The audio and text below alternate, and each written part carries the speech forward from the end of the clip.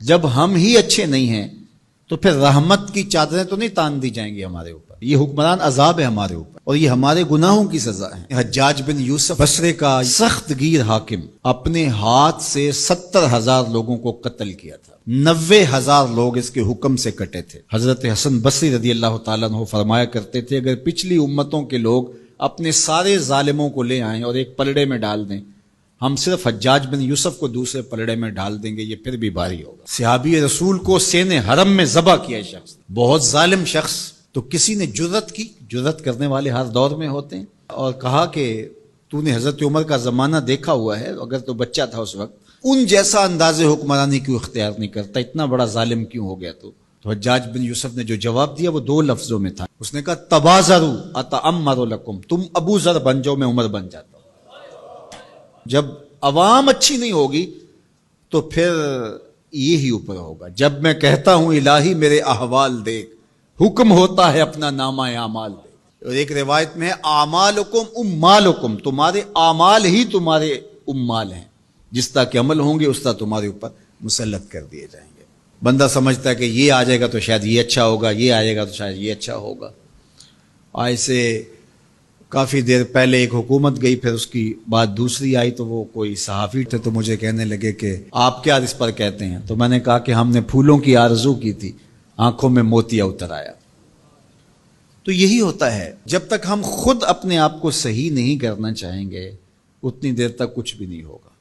اور دوسری طرف یہ جو نظام ہے اس وقت ہمارے اوپر مسلط، ہم با دل نخواستہ قبول کیے ہوئے ہیں، اور یہ مشق تھی کہ چلو اس کے ذریعے سے کوئی بہتری کا راستہ نکلے، لیکن 70 سال سے وہ کولو کے بیل کی طرح وہی مشق ہو رہی ہے. سیاستدانوں کو تو یہ مسئلہ ہے کہ جمہوریت بڑی مقدس ہوتی ہے، ہمیں تو کوئی مسئلہ نہیں ہے کہ ہم اس کے قصیدے پڑھتے پھریں. جمہوریت ہے کیا؟ اقبال نے کہا تھا کہ یہ راز ایک مرد فرنگی نے کیا فاش، ہر چند کے دانا اسے کھولا نہیں کرتے. جمہوریت ایک طرز حکومت ہے جس میں بندوں کو گنا کرتے ہیں، تولا نہیں کرتے. چاہے ایک طرف 100 گدھے ہو جائیں اور دوسری طرف جو ہیں وہ سمجھدار ترین علماء ایک طرف ہوں، تو وہ گدھوں کی بات مانی جائے گی. جمہوریت تو یہی ہے نا. اور ہم صرف ملک کے معاملات کے اندر جمہوریت کی رٹ لگاتے ہیں، باقی معاملات کے اندر ہم نے کبھی جمہوریت نہیں دیکھی. جب بیٹے کا رشتہ کرنے لگتے ہیں تو گھر کے افراد کو بلا کے، رشتہ داروں کو بلا کے ووٹنگ کرواتے ہیں، یا صرف گھر کے 5-4 وہی جو صاحب رائے لوگ ہوتے ہیں وہی بیٹھ کے فیصلہ کرتے ہیں. میں اپنے اس ادارے کے اندر جو فیصلہ کرتا ہوں ووٹنگ تو نہیں کرواتا. آپ اپنی فیکٹری کے اندر جو فیصلے کر رہے ہوتے ہیں تو وہاں ووٹنگ تو نہیں کروا رہے ہوتے لوگوں کو. آپ جو بھی معاملات زندگی کے چلا رہے ہیں، رشتے کرتے ہیں بچوں کے، فیصلے کرتے ہیں، کوئی چیز خریدنی ہے، کوئی چیز بیچنی ہے، اس شعبے کے ماہرین کو بلا کے رائے لیتے ہیں، سمجھدار لوگوں کو بٹھا کر کے. اس وقت آپ کی کچن کیبنٹ بھی ہوتی ہے، سب کچھ ہوتا ہے اس وقت. اور یہ ملک اس قدر بے توقیر ہے کہ یہاں آپ اس شخص کی رائے لے رہے ہو کہ جو بریانی کی پلیٹ کے اوپر بک رہا ہے، اور آپ کہہ رہے ہیں کہ اس ووٹ کو بھی عزت ہونی چاہیے، اس کو بھی وقار ہونا چاہیے. کیا بات ہوئی آپ کی؟ ہماری تقدیر اگر بدل سکتا ہے تو وہ نظام محمد صلی اللہ علیہ وسلم بدل سکتا ہے. نظام خلافت ہماری تقدیر بدل سکتا ہے. ہم مشق کرتے رہیں، جو بھی کرتے رہیں، کچھ نہیں ہونے والا. ماضی میں کتنی حکومتیں آئیں، بدلی، اب ایک حکومت آئی، اب یہ بھی شاید جانے والی ہے، قصہ تمام ہونے والا ہے. پھر اس کے بعد کیا ہوگا؟ یہاں ایجنسیوں کے لوگ بھی موجود ہیں، میں میسج دیتا ہوں کوئی ملک کے اندر سے سنجیدہ لوگوں کو اکٹھا کرے. 22 کروڑ کی عوام میں سے کوئی 100 آدمی بھی نہیں ملے گا جو دیانتدار بھی ہو، خیر خواہ بھی ہو اس ملک کا، اور باصلاحیت بھی ہو. ان لوگوں کو بٹھائیں اور کوئی 10-15 سال کے لیے ان کے سپرد کریں ملک، کوئی معاملے سیدھے کریں. غریب کے لیے تو زندگی اتنی تنگ ہو گئی ہے کہ خودکشی منع ہے شریعت میں، ورنہ لوگ خودکشی کر لیں. یہ حالات اگر یورپ میں ہوں، دیگر ممالک میں ہوں، تو وہ تو اجتماعی خودکشیاں کریں. یا ہمارا مذہب ہمیں روک رہا ہے اور ہم برداشت کر رہے ہیں اور صبر کر رہے ہیں. ہمارے مذہب نے ہمیں صبر کی تلقین کی ہے. ورنہ آپ گھر سے نکلتے ہیں، کوڑے کے ڈھیر پڑے ہوئے ہیں جگہ جگہ. لوگوں کے رویے کتنے کھردرے ہو گئے. رشتہ داریوں کے اندر باہمی الجھنیں، لڑائیاں، شر فساد، ایک دوسرے کی ٹانگیں کھینچنا. گلیوں بازاروں سے لے کر کے آپ اوپر کی سطح تک چلے جائیں، یہ معاشرہ نہیں رہا.